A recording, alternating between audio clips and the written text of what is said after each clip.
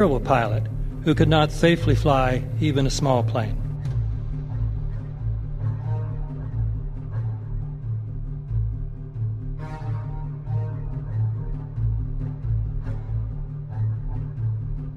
No seats, no luggage, no bodies.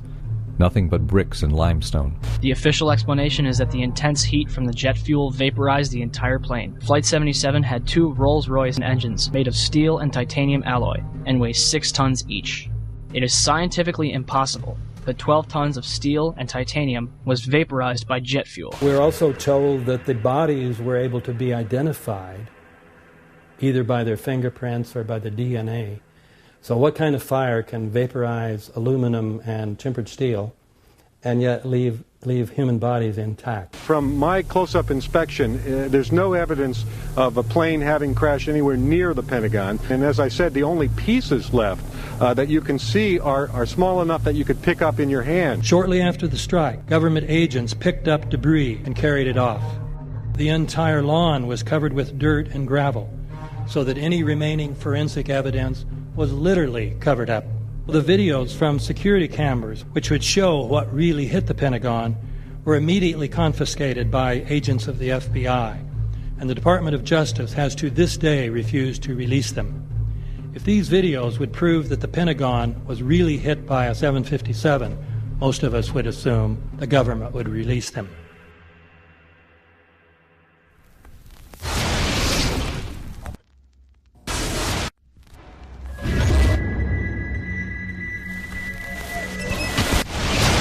It looks like there's nothing there except for a hole in the ground. Basically, that's right. The only thing you could see from where we were was a big gouge in the earth and some broken trees. We could see some people walking around in the area, but from where we could see, there wasn't much left. Any large pieces of debris at all? No, there was nothing that you could distinguish that a plane had crashed there.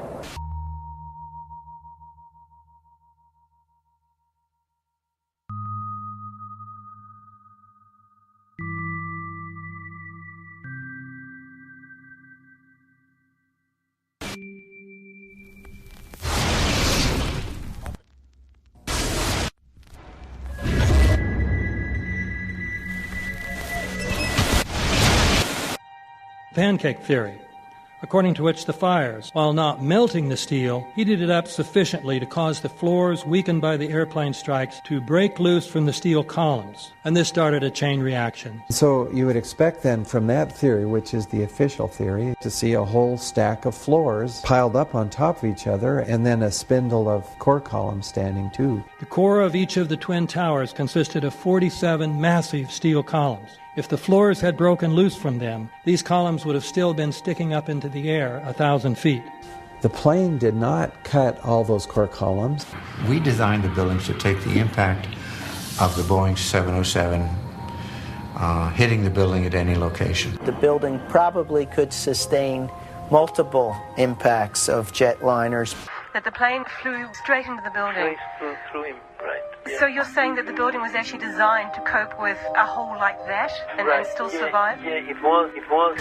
If you had dropped, say, a billiard ball from the top of the World Trade Center, 110 floors up there, it would have taken 8 to 10 seconds to hit the ground, encountering no resistance whatsoever. The Twin Towers came down in nearly free-fall speed. 200,000 tons of steel shatters and explodes outwards over 500 feet. This means that floors shattered at an average rate of about 10 floors per second. There is no scenario for a pancake effect of buildings falling that allows them to fall at the rate of free fall. Now what can do that? What can move mass out of the way? Explosives.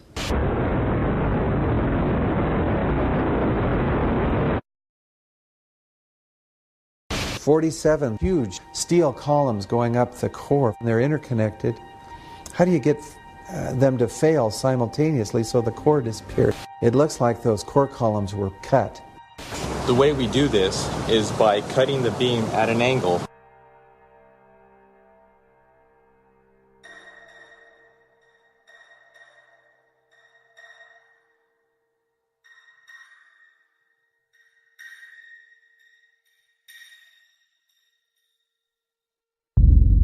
I started looking at the molten metal. All three buildings, both towers in the rubble, in the basement areas, and Building 7, there's these pools of molten metal.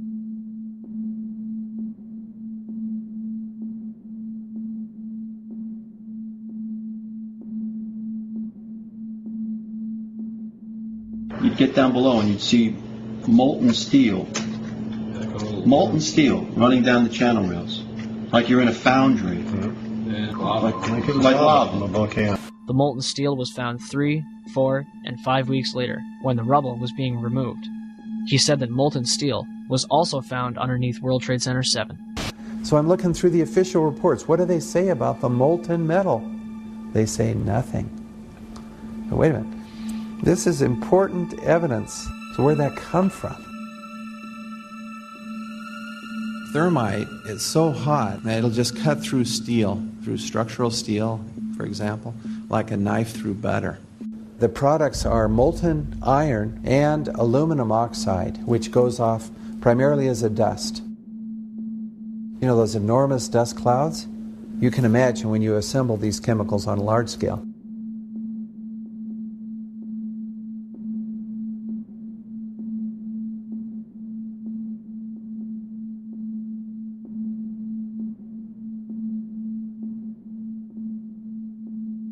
Molten metal pools under both towers after they collapsed, and Building 7. Now, Building 7 wasn't even hit by a jet. Part of the problem is that most people simply don't know much about Building 7 due to the extraordinary secrecy surrounding this collapse. And this was a 47-story skyscraper. This building fell at 5:25. It was not hit by a plane.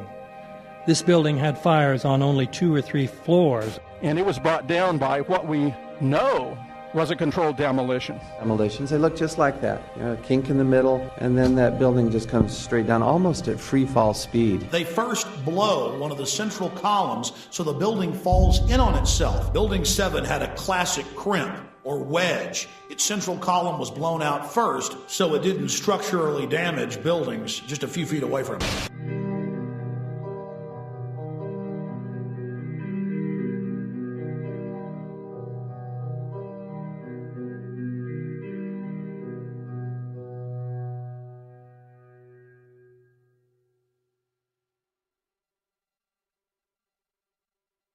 Our office was on the B1 level. As I was talking to a supervisor at 8:46, and all of a sudden we hear, boom! An explosion so hard that pushed us upwards. And it came from the basement between the B2 level and the B3 level. And when I went to verbalize, we hear, boom! The impact of the plane on the top. As I'm walking by the main freight corridor building in the corridor, that's when I got blown.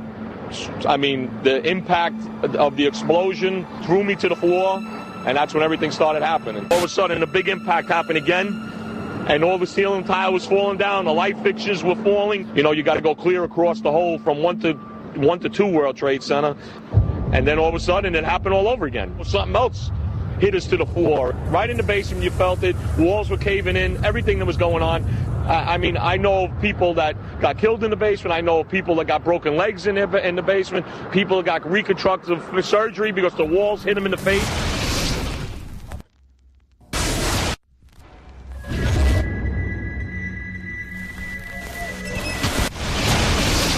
According to standard operating procedure, if an FAA flight controller notices anything that suggests a possible hijacking, the controller is to contact a superior. If the problem cannot be fixed within about a minute, the superior is to ask NORAD, the North American Aerospace Command, to send up or scramble jet fighters to find out what is going on. NORAD then issues a scramble order to the nearest Air Force base with fighters on alert. But although interceptions usually occur within 10 or so minutes, in this case, 80 or so minutes had elapsed before fighters were even airborne. It's a mind-bending anomaly. Not a single U.S. Air Force interceptor turns a wheel until it's too late. There are no jets at all. What if they were so confused and had been so deliberately confused that they couldn't respond? The reason that they didn't know where to go was because a number of conflicting and overlapping war game exercises were taking place. It involved the insertion